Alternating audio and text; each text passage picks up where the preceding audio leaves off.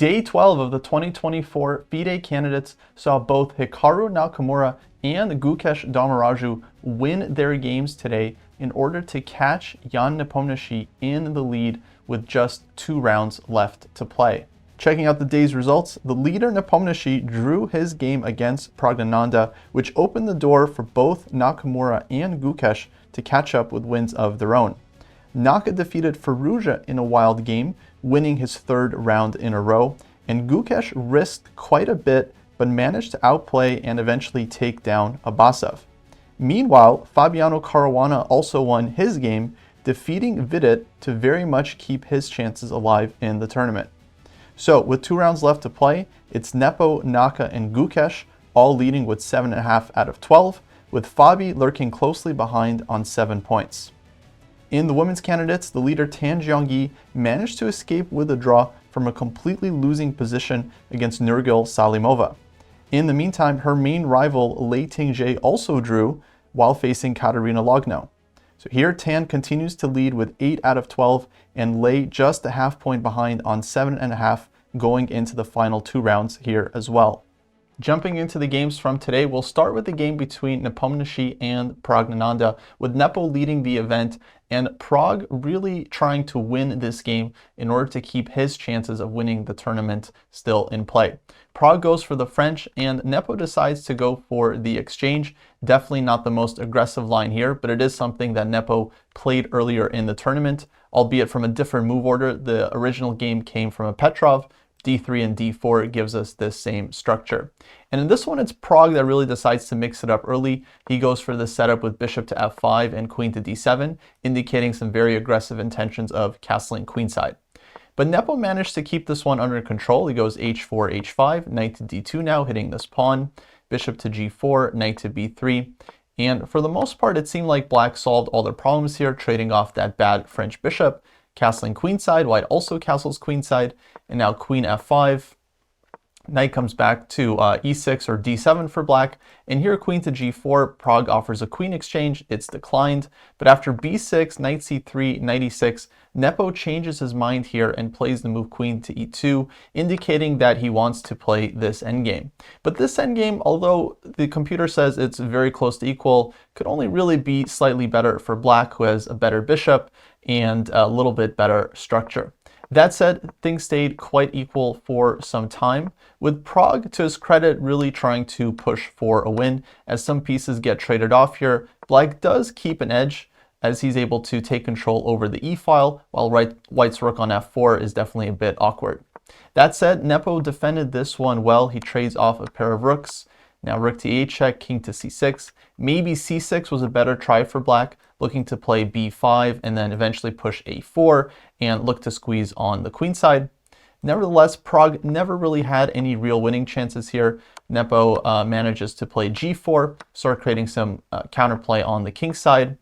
And here after takes, king c2, knight f5, players repeated a couple times, but Prague decides to keep the game going with f5 and f4. However, he wasn't able to generate any winning chances here. After knight e4, Nepo calmly goes into the rook endgame, king to c2, and black doesn't really have any advantage here.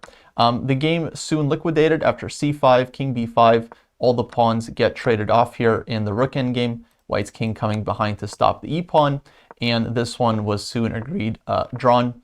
After all the pawns get traded here, white's just left with 1 pawn, and no real sense in playing this out. Black has a very easy draw that he can hold from here. Moving on to the game between Nakamura and Fuja, this one also saw a French, and surprisingly Naka also goes for the exchange French.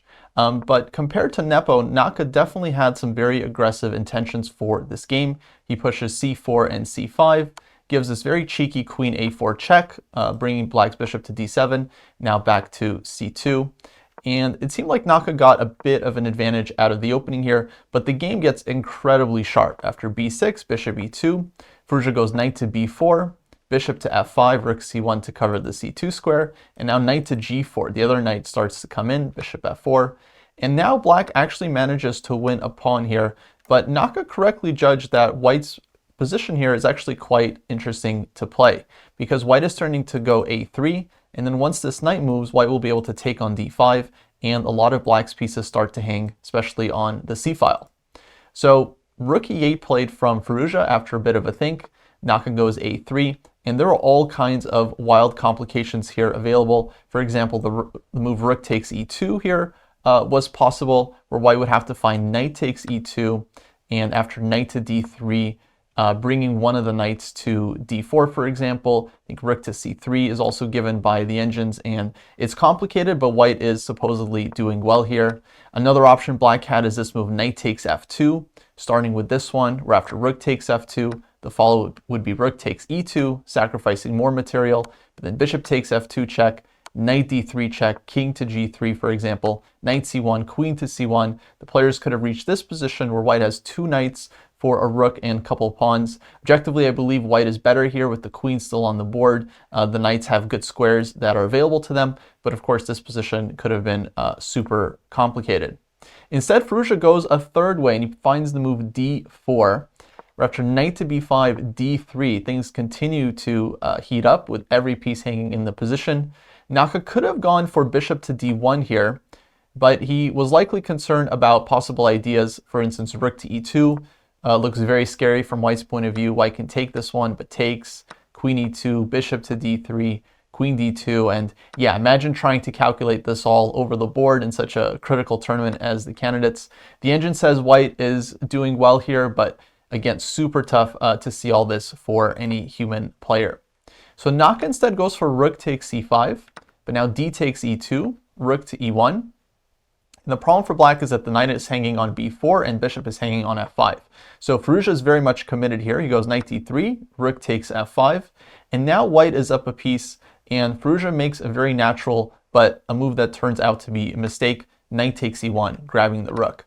Apparently, had he found this move queen to d7, the computer thinks black is still very much in the game here. For example, rook to g5, rook a d8, and white is up a piece, but it's super messy. The rook on e1 is hanging, this pawn on e2 is super strong, and yeah, but very, very difficult to play this from black's point of view, of course, because you're just remaining down a piece and having to believe in your chances here. Instead, Fuja takes on e1, but now after knight takes e1, queen d2, bishop to d2, although black is not really down any material here, white is blockading the e-pawn, and eventually is going to get f3 and king f2 here, round up this e-pawn, and then white's two pieces are definitely going to outplay the rook. White has a bishop and knight for the rook, and if these pieces can coordinate, then they're going to outplay the rook every time. So bishop c3, rook d1. At this point, white has a big advantage. Naka finds this nice move, knight takes c7, snagging a pawn. But things do get messy here as the players approach the first time control. Basically, white did everything right here, but knight d1, knight to d3 now, and this move, bishop to e1, ends up giving Fuja some chances. Better would have been rook to c7 check, for example. After king g8, knight f4, white is very much in control here. For instance, black can take on b2 and then knight to e1. White is going to take the pawn on a7. The a-pawn is very much alive. And the problem for black is that it's just really hard to break this blockade on e1. King is coming to f2. And this e-pawn is just not really generating any chances for black. However, in the game we saw bishop to e1, and I think Naka blundered this trick here. After knight to b2, he goes rook to b5, but now rook to d1 keeps Fuja alive in the game. Rook b2, rook takes d3, and the point is black is hitting the knight and this a-pawn. And if black manages to win this a-pawn, the game becomes a lot harder for white to win. That's what happens. Rook b7 and knight f4, rook takes a3, king f2, a5, rook gets behind the pawn, rook a4, and now g3. And objectively, this position is just slightly better for white. The computer doesn't see a clear win, but it's really, really difficult for black to play. For example, the best move given is rook a1, but here at minimum, white could play rook takes a5, and it seems like this endgame is not clear if white is winning. Black will go king f7, for example, and then follow up with g6. And yeah, really, really unclear. White is better, but not obvious if white can actually convert this one. What we see in the game, though, is Fuja plays this move g5, which turns out to be a losing move, because now Naka takes on h5, rook e5 played to cover the a-pawn, but a very cold-blooded move here from white, g4. And the point is the knight is getting rerouted to g3 and then to f5 or to e4, and eventually white is going to start rounding up some of these pawns. Black's rooks just have absolutely no activity here. So in the game we saw king e8, knight gives check, knight f5, rook a2, but now check, knight d6 check, and knight c4. Super precise play here from Hikaru. He ends up winning the a5 pawn. He does have to trade off his rook for it, but now this endgame is actually completely losing for black. After king d5, king e3, Fuja actually resigned here. And the point is that white is ready to go bishop to d2, followed by king takes e2. Everything is defended in white's position. Eventually the king will come back to d3. The knight will get back into the game via b3 or the c4 square. It's very hard for black to prevent all these moves. And eventually white will bring the knight to e4. The bishop will be on d2. And it'll be very, very difficult for black to hold on to this g-pawn. Basically impossible. White can just put the knight on e4, bishop on d2, and just take on g5. So in view of this, having no play left, Fuja did resign here as his position is completely lost. And Naka manages to win a third game in a row and catch leaders for the first time in this event. Moving on to the game between Caruana and Vidit, this one was also quite exciting. It started off as an Italian game, and FIDE definitely didn't get much from the opening here as white. But as we get into the middle game, we'll see a very, very interesting sequence here where white goes d4 and Vidit responds with d5, just initiating full chaos in the center. This clarifies quickly as the players trade on e5, trade on d5, now knight takes d5, and objectively I believe this position is close to equal, but it turns out quite unpleasant for black to play, especially after Vidit's move here, queen to d7. Maybe knight f6 was better, which avoids what happens in the game, because after queen to d7, now FIDE pushes c4. Once again, knight f6 might have been the best try here, but knight e7 gets played. And now just bishop e3, simple chess, trading off the dark squared bishops and looking to use the queen on some of these weak squares on the queen side. So rook d8, queen c5, and this position turns out to be surprisingly difficult for black to play. One trick here is that if queen to d6, looking to trade queens, white would have the very nice move rook to d1, and if queen takes c5, then rook takes d8 is mate on the board. So white has some tactical ideas, hence we see the move h6. This also stops knight to g5 ideas, but now just b3, and Caruana is able to keep some serious pressure. So much so that at this point Vidit just starts shuffling his king, as it's hard for black to find moves here without allowing some kind of tactic from white.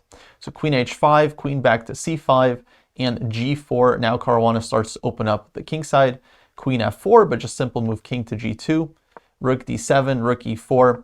At this point, the players are definitely approaching the time trouble. They got no increment before move 40.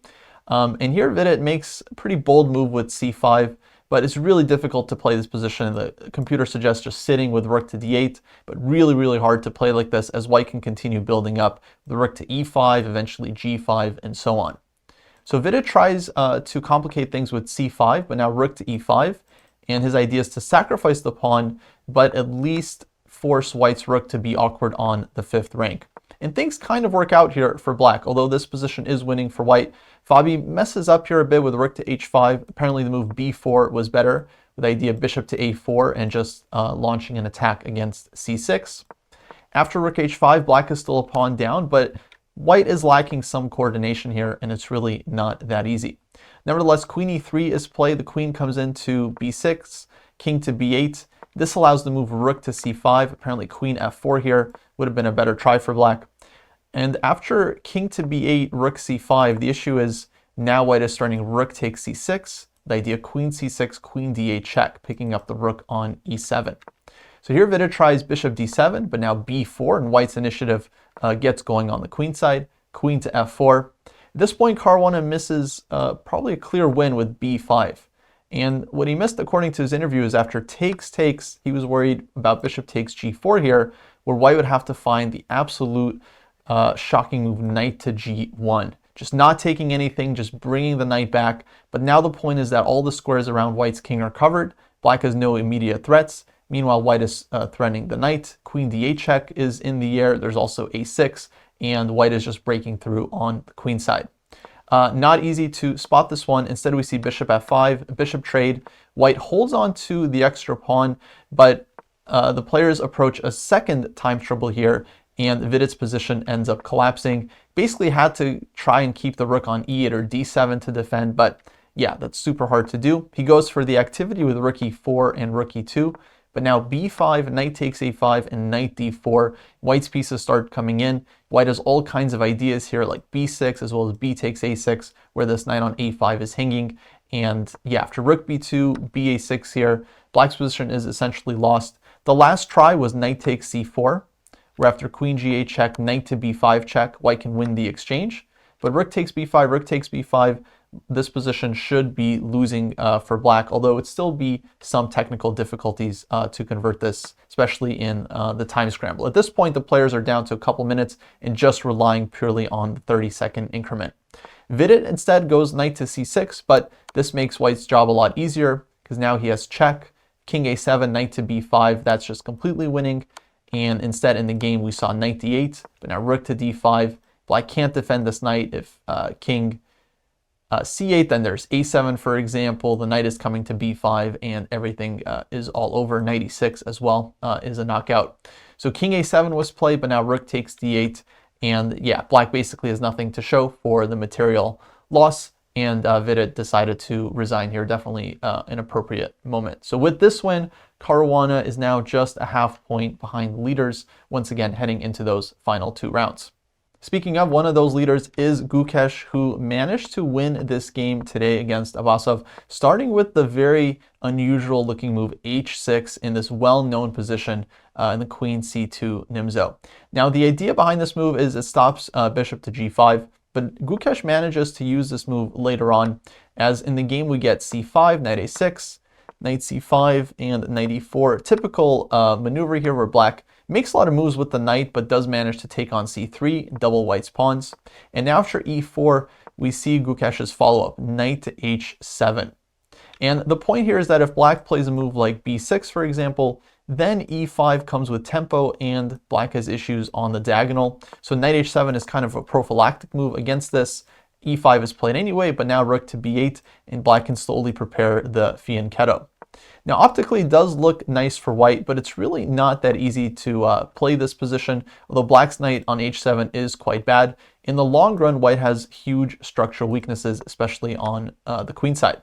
So eventually Gukesh makes this very interesting exchange. Bishop takes e4, otherwise this knight was coming into d6, and that would be quite annoying for black. So he trades on e4, castles, bishop f4, and the position we get is quite complicated, but overall balanced. Eventually Gukesh opens up the queen side and starts getting counterplay and basically manages to outplay Abasov in this sequence. Eventually we get queen to c6, and in this endgame black is able to snag the a-pawn, although at the cost of some activity, because white has the 2 bishops and definitely some compensation. Nevertheless, Gukesh does manage to create winning chances here. He starts pushing the a-pawn, and now he finds this move g5. White takes on g5, on g6, knight takes g6, and now white probably had to try bishop takes g6 here, followed by rook a2. For example, rook a8, white can take on h6, and black should be better here after a4, but it's not clear if black really is winning. Definitely chances, but objectively it seems like white can hold this one. Instead, Abasov goes king to g2 here, and doesn't trade off his bishop pair. But now black starts to take over. Rook comes to b8, bishop to b4. Now rook switches over to d8, and Gukesh gets in here with rook to d3, king e2, and rook c3. And at this point, white's position is already losing. Black is still up a pawn. He forces the move c5, but now knight to d5, and the knight gets in. If bishop takes c6 here, then black has the trick, nice trick with rook takes e3 and knight c3 check, winning a full piece.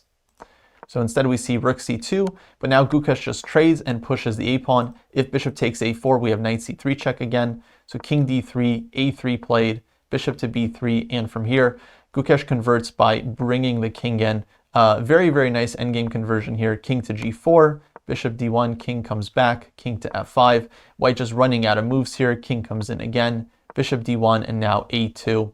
If white goes bishop to b3 to pick up the pawn, then bishop takes f2.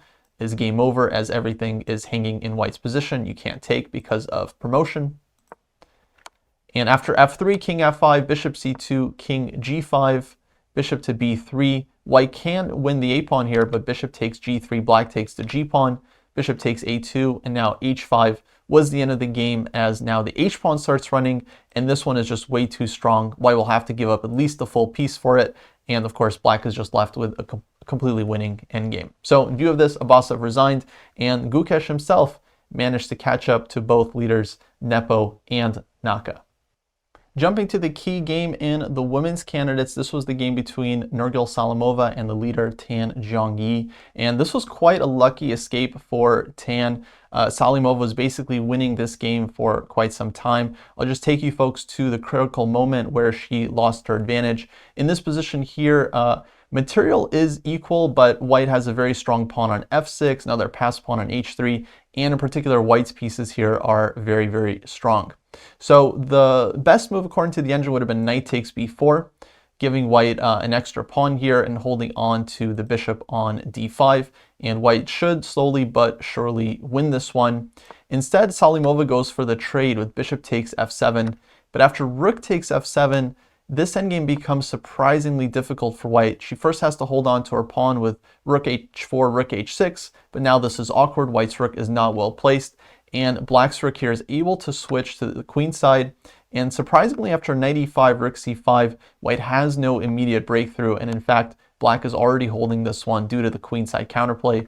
Rook to c3, she's able to take this b pawn, and the game lasted here for a few more moves. But black has essentially already solved their issues here. Bishop t8, once again, nothing white can do with this f-pawn. h4 here, the game did continue for some time, but rook to a4, another precise move, hitting the rook, hitting the h-pawn, and then we saw rook f3, rook e4 hitting the knight, and just trades after f7, rook e5, and everything peters out here into an immediate draw. So quite a fortunate escape here from Tan, but with this draw, she does maintain a half-point lead in the women's candidates with just 2 rounds left to play. So that takes us into tomorrow's final rest day. Round 13 will take place this Saturday, April 20th, and then we'll have the final round on Sunday, April 21, and a playoff tiebreak if necessary. If we have at least 2 players tied for first, that'll take place on Monday. So going into round 13, we have some critical pairings: Nepo white against Nakamura, Pragnananda white against Caruana, Gukesh white against Fuja, and finally we have Vidit white against Abasov. So it's going to be an absolutely insane, very, very dramatic finale to the candidates. Hopefully you folks continue to follow the event, and I should see you in the next recap. Until then, take care.